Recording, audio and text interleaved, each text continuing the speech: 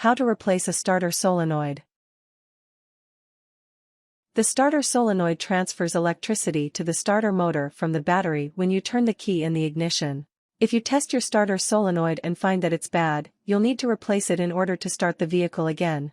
For further instruction on how to replace the starter solenoid in your specific vehicle, it is recommended that you read the service manual for its specific year, make and model.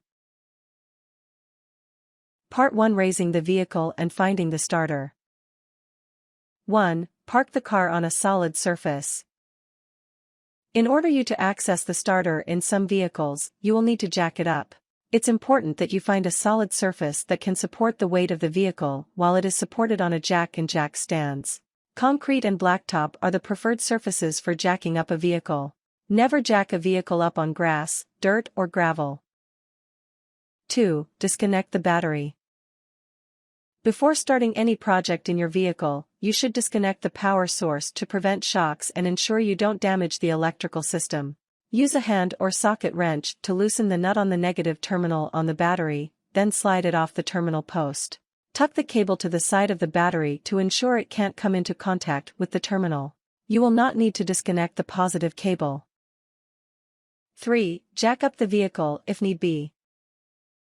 If you need to be beneath the vehicle to access the starter, slide a scissor or trolley jack under the vehicle at one of the designated jack points. Jack up the vehicle by lifting and pressing or turning the handle until it's high enough for you to work under. If you are unsure where the designated jack points are for your vehicle, refer to the owner's manual. Be careful not to jack the vehicle up in an area that can't support the weight of the vehicle or you may do frame damage. 4. Place jack stands beneath the vehicle. Never work beneath a vehicle that is supported solely by a jack. Slide jack stands beneath the vehicle at designated jack points. Slowly lower the vehicle down onto the jack stands to ensure the vehicle is steady and the stands are in the proper position. Jack stands will not allow the vehicle to drop below the set height on the stand. Hydraulic jacks may allow the vehicle to lower at an unpredictable rate without stands to support the vehicle. 5. Locate the starter. The starter solenoid is attached to the starter in most applications. The starter is a cylindrical component that is usually attached to the side of the transmission's bell housing, where the transmission and engine meet. If you are unable to locate the starter, refer to the service manual for your vehicle for further guidance. If your vehicle's starter solenoid is not attached to the starter, use your vehicle's service manual to locate it. Part 2: Removing the starter solenoid. 1. Mark the wires on the starter. The smaller cylinder attached to the starter is the starter solenoid. On most solenoids, there are 3 wires connected to terminals. Use pieces of masking tape to mark each wire with its corresponding terminal. One wire will be the top, or further from the starter, another will be the bottom, or closest, and the last one will be a wire pigtail that can only connect in one place. Marking the wires before you disconnect them will allow you to easily determine which wire connects where on the new solenoid. If your solenoid has 4 wires going into it, be sure to mark the 4th accordingly. 2. Disconnect the starter wiring. With the wires clearly marked, disconnect each of them from the solenoid. The pigtail can be disconnected by pressing on the release clip and pulling backward on the plastic harness. Do not pull on the wiring itself, or it may tear out of the plastic harness. The other 2 are often held in place by a bolt of screw. If you have to remove hardware to disconnect the wires, set them aside someplace safe. 3. Remove the starter mounting bolts if necessary. In some vehicles, you will not be able to access the solenoid's fasteners without removing the starter itself.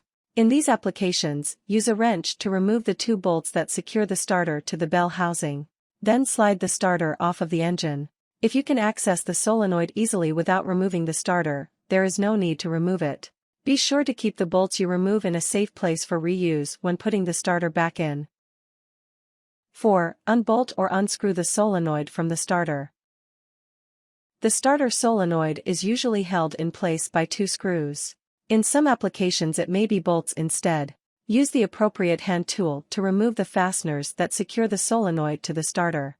You may need to spray the fasteners with a rust remover like WD-40 in order to loosen them. Be careful not to break the bolts as you remove them. 5. Pull the solenoid out away from the starter. With the fasteners removed, grip the solenoid tightly with one hand and slide it away from the starter and out. If the starter is still in the vehicle, this will be easier to do, but if you had to remove it, use your other hand to brace the starter as you pull the two components apart. The solenoid will pop out when you apply enough force. Be sure the fasteners are removed before pulling on the solenoid, otherwise it will not release. Part 3: Installing the new solenoid. 1. Compare the new solenoid to the old one. While it's always important to compare your new parts to the old ones to ensure they'll fit, it is of particular importance with starter solenoid. The solenoid in your vehicle may have come with 3 terminals, whereas the replacement one likely will come with 4. If your factory solenoid came with only 3 terminals, connect the third wire to the terminal marked with an S and do not utilize the other one. The terminal marked with the letter I is used only for vehicles that have 4 wires going to their starter solenoid. If your vehicle came with 3 wires, a 4-terminal solenoid will work provided you connect the wires in the right way. 2. Slide the new solenoid into the starter. Slide the new solenoid into the starter by sliding it into the housing you removed the old one from. You may need to apply a bit of pressure to pop the plunger into the starter housing. Be careful not to press the solenoid in at an angle. 3. Insert the bolts or screws to secure the solenoid. Take the screws or bolts you removed from the old solenoid and insert them into the new one. Tighten them by hand until the solenoid is secure and won't vibrate loose. If the screws were damaged as you removed them, replace them with identical fasteners from your local hardware or auto parts store. 4. Reinstall the starter if necessary. If you had to remove the starter in order to gain access to the fasteners on the solenoid, put it back in the vehicle. Use the bolts you removed previously to secure the starter to the bell housing on the transmission. You may want to have your starter tested at a local auto parts store before reinstalling it to ensure there are no issues. Be careful not to allow any debris to fall into the hole as you put the starter back into place. 5. Connect the wiring.